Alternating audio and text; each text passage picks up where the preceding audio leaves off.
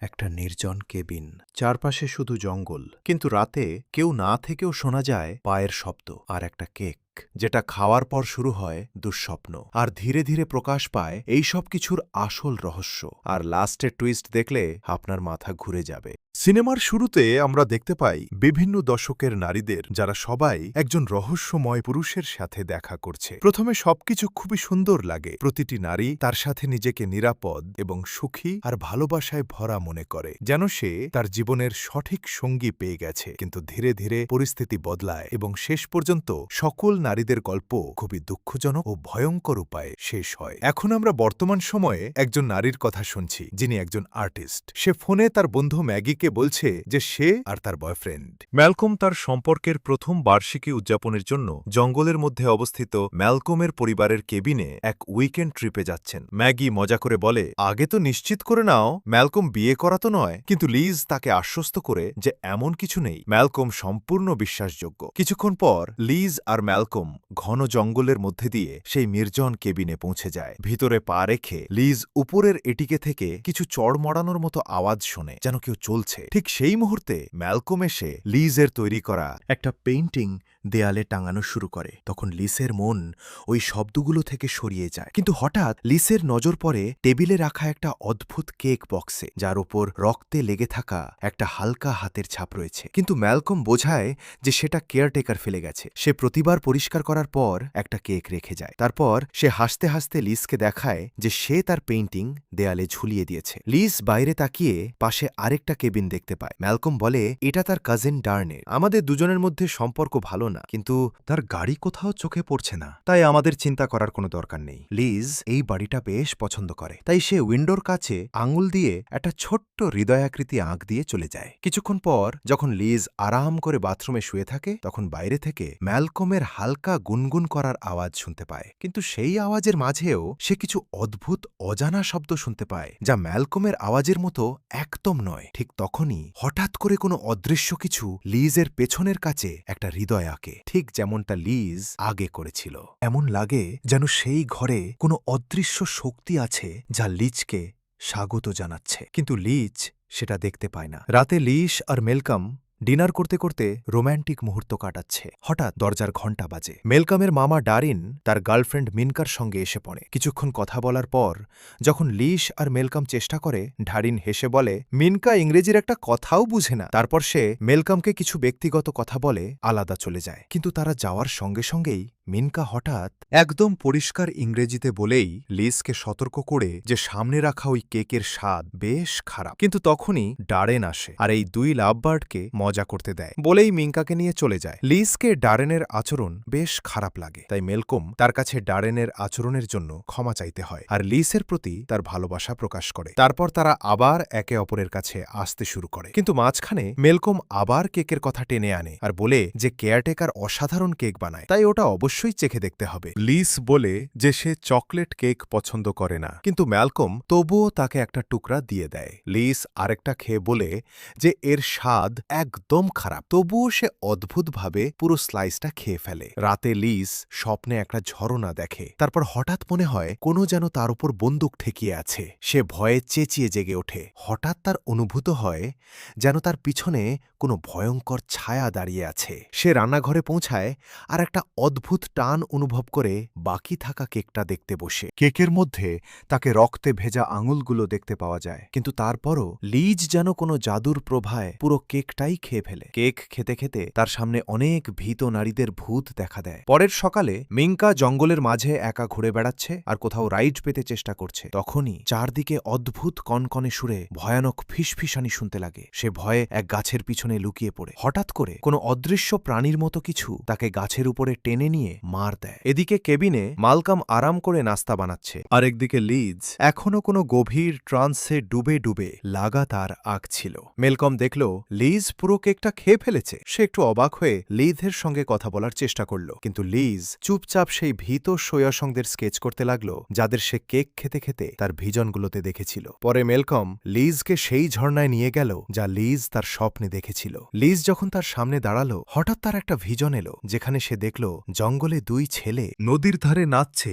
এক গর্ভবতী মেয়েকে দেখছে সবাই। ঠিক তখন লিজ পানির মধ্যে থেকে একটা লকেট পায়। লকেটের ভিতরে এক মহিলার ছবি থাকে। লিজ সেই লকেটটা ধরে পরে ফেলে। পরে যখন তারা কেবিনে থাকে তখন মেলকম একটু চিন্তিত হয়ে লিজকে বলে, আমার এক রোগীর অবস্থা খুব খারাপ হয়ে গেছে, তাই আমাকে তাড়াতাড়ি শহরে যেতে হবে। লিজকে একা রেখে যাওয়ার কথা ভেবে সে একটু আবেগতাড়িত হয়, কিন্তু লিজ তাকে আশ্বাস দেয়, আমি একা এখানেই নিজের খেয়াল রাখব। তারপর সে চলে যায়। মেলকামের যাওয়ার পর লিজ ফোনে ম্যাগির সাথে কথা বলতেই জানালা দিয়ে বাইরে ডরিনকে নজর ধরে রাখে। সে ম্যাগিকে বলে, এখানে সবসময় একটা অদ্ভুত মাদকাসক্তির মতো অনুভূতি হচ্ছে। সাথে বলেও যে ম্যালকম কোনো জরুরি কাজে শহরে চলে গেছে। এ কথা শুনে ম্যাগি তৎক্ষণাৎ ঠাট্টা করে, হয়তো শহরে তার স্ত্রীর কাছে গেছে তার সঙ্গে দেখা করতে। কথা কাটাকাটি হয়ে যায় আর লিজ রেগে ফোন কেটে দেয়। যখন সে আবার বাইরে তাকায়, হঠাৎ সেখানের জায়গায় আবর্জনার স্তূপের মধ্যে মির কাটা মাথার মতো কিছু দেখতে পায়। সে ভয়ে কাঁপতে থাকে, কিন্তু যখন আবার মনোযোগ দিয়ে দেখে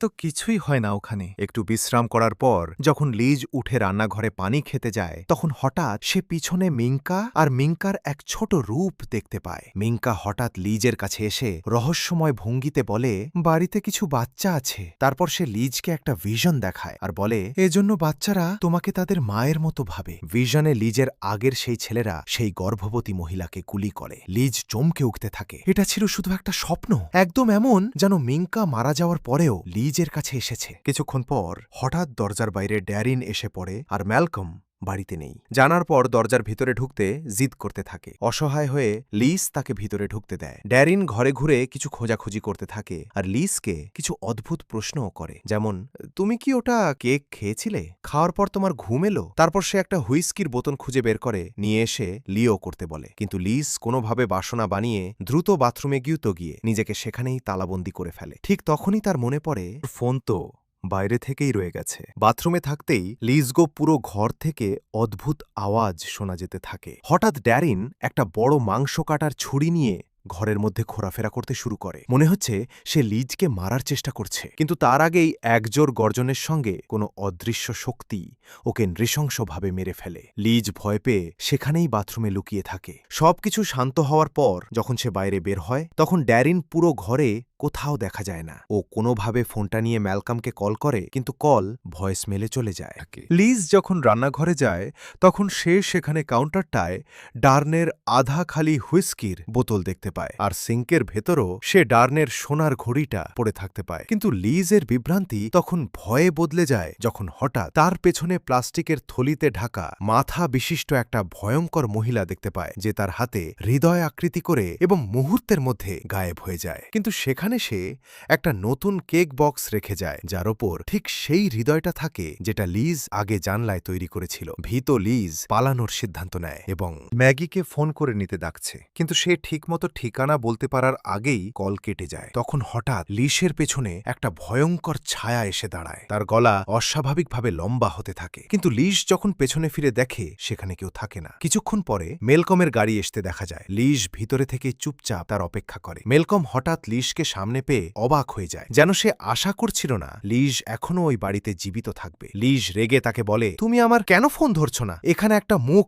পলিথিনে ঢাকা একটা ভয়ঙ্কর মেয়ে এসেছিল। সে আর একটা কেক রেখে গিয়েছে। নাকি ওই তোমার কেয়ারটেকার? তোমার ভাইও এসেছিল, হঠাৎ কিছু বলার আগেই কোথাও চলে গেছে। শুধু আমার কাছে সিঙ্কে তার ঘড়িটা পাওয়া গেছে। মেলকম ওকে শান্ত করার চেষ্টা করে, কিন্তু লিসবাস যেতে চায়। বলে, এই বাড়িটা একদম সুবিধাজনক নয়, আমি এখানে থাকতে পারছি না। মেলকম বিনীতভাবে অনুরোধ করে শুধু 30 মিনিট থাকার জন্য। আমি আমার সব জিনিসপত্র গুছিয়ে নেব, তারপর আমরা একসাথে যাব। সে ভিতরে গিয়ে বসে পড়ে আর মেলকম পুরো বাড়িটা খুঁজতে শুরু করে। কিছুক্ষণ পর সে একটা ওয়াইনের বোতল নিয়ে ফিরে আসে এবং লিজকে একা ছেড়ে দেওয়ার জন্য ক্ষমা চায়। লিজ একটু দ্বিধার সঙ্গে রাজি হয়। তারপর দুজনে মিউজিক শুনতে শুনতে ওয়াইন পান করে। তখন লিজ মেলকমকে তার রোগী সম্পর্কে জিজ্ঞেস করে, কিন্তু মেলকম হঠাৎ করে দ্বিধাগ্রস্ত হয়ে যায়। মনে হয় সে আসলেও কোনো রোগীর কাছে যায়নি। লিজ নিশ্চিত হয়ে যায় যে মেলকম মিথ্যা বলছে। সে কোনো একটা কারণ দেখিয়ে বাথরুমে ঢুকে দরজা লক করে এবং মেলকমকে জিজ্ঞেস করতে শুরু করে, তুমি কি শহরে তোমার স্ত্রীকে দেখতে গেছিলে? ঠিক তখনই বাথরুমের মেঝেতে লিজের চোখ পড়ে একটাতে একটা অনেক পুরনো ছবি পায়। তাতে মালকম, একটা নারী আর দুইটা ছোট মেয়ে দেখা যায়। ছবিতে থাকা নারী একদম সেই রকমই যেরকম লিজ তার ভিশনে চিৎকার করা মেয়েদের মধ্যে দেখেছিল। ঠিক তখনই মালকম ভাবে দরজা খুলে ফেলে। লিজও তাকে ওই ছবি দেখিয়ে আসল সত্যটা জানতে চায়। শেষমেশ মালকম স্বীকার করে যে ছবিটা আমারই, আর সেটা 1950-এর দশকের। লিজ বলে, আমি শুধু এখান থেকে চলে যেতে চাই, কিন্তু মালকম বলে, আমি তোমাকে যেতে দেব না। তারপর সে তাকে লিভিং রুমে শান্ত করে বসায়, বুঝায় যে তোমাকে শুধু কেকের একটা ছোট টুকরো খেতে হয়েছিল, যেটা খাওয়ার পর তুমি ধীরে ধীরে দুর্বল হয়ে অসুস্থ হয়ে পড়তে। কিন্তু তোমার মধ্যে কিছু একটা আলাদা ছিল। তুমি পুরো কেকটাই খেয়ে ফেললে, তবুও তোমার উপর কোনো প্রভাব পড়েনি। সে বলে যে লিচের বানানো যেসব প্রাণীরা নারীর রূপে দেখা দেয়, তারা আসলে নারী নয়, বরং ভয়ঙ্কর দৈত্যরূপী প্রাণী। তারপর সে 200 বছর আগের একটা গল্প শোনাতে শুরু করে। যখন সে আর ডার্ন ছোট ছিল, তখন তারা তাদের জমিতে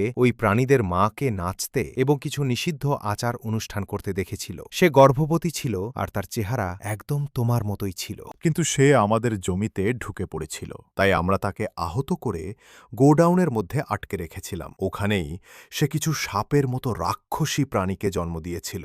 আর যখন বুঝতে পারলাম যে ওই মহিলা কোনো সাধারণ মহিলা নয়, বরং কোনো রাক্ষসী প্রাণী, তখন আমরা তাকে গুলি করে মেরে ফেললাম। মেলকম ওই প্রাণীদের তুলনা করে জাদুকরী মাছের সাথে যারা পরিকথার ইচ্ছা পূরণ করে এবং বলেন, আমরা তখন থেকেই ওই প্রাণীদের মহিলাদের শিকারে পাঠিয়ে খাইয়ে আসছি, আর বিনিময়ে তারা আমাদের দীর্ঘায়ু ও তরুণ থাকার আশীর্বাদ দিচ্ছে। এইটাই লিজের স্বপ্নের দেখা যাওয়া মেয়েগুলো তরাই যারা লিসের আগে এখানে শিকার হয়ে গেছে। মেলকম বলে যে ওই কেকটাও সেই রীতির অংশ যা ওই দানবরা নিজেদের হাতে তৈরি করে দেয়। মেলকম এটাও মেনে নেয় যে আমি তোমাকে ভালোবাসি বলেই এখানে থেকে চলে গিয়েছিলাম, যাতে তোমাকে কষ্ট পেতে মরে যেতে না দেখি। লিজ ভিক্ষা করতে থাকে, আমাকে যেতে দাও। কিন্তু মেলকম বলে, তোমাকে তো মারা হবেই, তখনই আমি কিছু বছর বেঁচে থাকতে পারবো। লিজ পুরোপুরি ভেঙে পড়ে। তখন হঠাৎ উপরে থেকে ভারী পদক্ষেপের আওয়াজ গুঞ্জরিত হয়। ওই দানবগুলো জেগে উঠেছে। লিজ তৎক্ষণাৎ পালানোর চেষ্টা করে, কিন্তু বাড়ির সব দরজা বন্ধ হয়ে যায়। মেলকম পেছন থেকে বারবার বলে,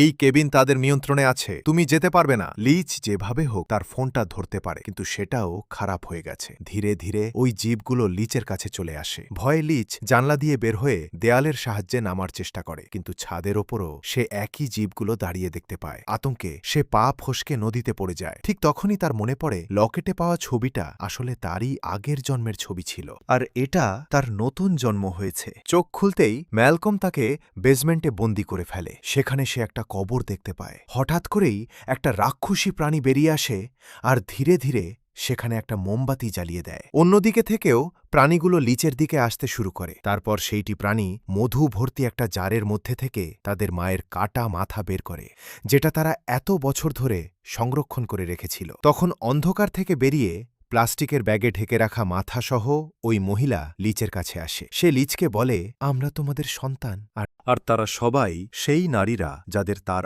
আগে এখানে আনা হয়েছিল। যখন সে পলিথিন সরায়, তখন তার মুখ অনেক কান, চোখ আর নাক দিয়ে গঠিত একটা ভয়ঙ্কর মিশ্রণ হয়, কারণ সেটা এই মহিলাদের মুখ দিয়ে তৈরি যারা লিচের আগে এখানে আনা হয়েছিল। লিচ বুঝতে পারে যে ওরা সবাই আগে থেকেই চিনে ফেলেছে যে আমি তাদের মা, আর ঠিক ওরাই তাকে ডরন থেকে বাঁচিয়েছে। সব প্রাণী লিচকে ঘিরে ধরে আর তাদের মায়ের সঙ্গে দেখা হওয়ার খুশিতে হাসতে শুরু করে। লিচও তাদের গ্রহণ করে আর তাদের সঙ্গে হাসতে থাকে। উপরের কেবিনের ভিতরে মালকম আওয়াজ শুনে ভেবে বসে, এটা কোনো রাক্ষস লিচকে মারছে। তার চিৎকার শোনার সাহস করে না, তাই সে জোরে সঙ্গীত চালিয়ে দেয় আর মদে নিজেকে ডুবিয়ে ফেলে। যখন শব্দ থামে, তখন মনে হয় রীতিনীতি শেষ হয়েছে আর সে ঘুমিয়ে পড়ে। কিন্তু রাতে ঘুম ভাঙলে বুঝতে পারে তার শরীর দ্রুত বয়স বেড়ে যাচ্ছে। ওই জীবগুলো তার বরদান ছিনিয়ে নিয়েছে। ঠিক তখনই তারা তার ঘরে ঢুকে তার উপর আক্রমণ করে। আর সকালে যখন হয়, মালকম নিজেকে জঙ্গলে গাছ থেকে উল্টো দিকে ঝুলে থাকতে পায়। এখন সে তার আসল রূপে পরিণত হয়েছে।